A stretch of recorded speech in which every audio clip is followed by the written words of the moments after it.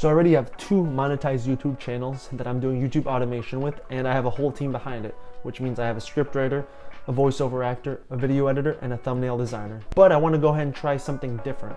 I wanted to go ahead and make a 3rd channel, but this time it's going to be powered by AI. So instead of having a human scriptwriter, Quilbot's going to help me out.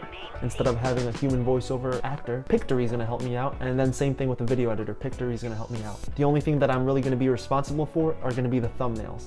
And of course, I'm still going to go ahead and look over the scripts, make sure Quilbot actually does what it's supposed to. I am going to be further editing down the scripts too, just to make sure that they make sense.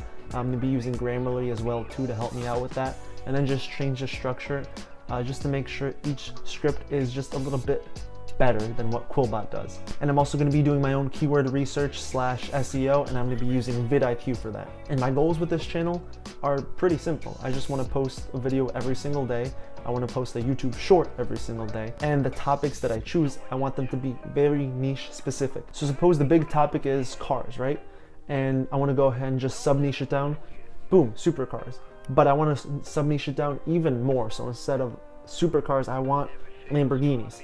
And that's going to be specific to the channel. So that's what I'm currently doing with my channel. Now, it's not about cars, it's about something else, but you get the point. And my plan is to take this week by week. So that means basically every week I'm gonna go ahead and do a self-audit, self-check, just to see how everything's going, how the analytics are going. If certain videos are popping off, I wanna go ahead and create more videos on that certain topic. If certain thumbnails are working, I wanna go ahead and keep using that thumbnail, and so on and so forth. So every week I'm just gonna go ahead and check the channel, see the progress of it, and then just make changes as needed. So if you're interested in seeing how this journey goes, don't forget to subscribe and hit the bell notification to know when the next video comes out.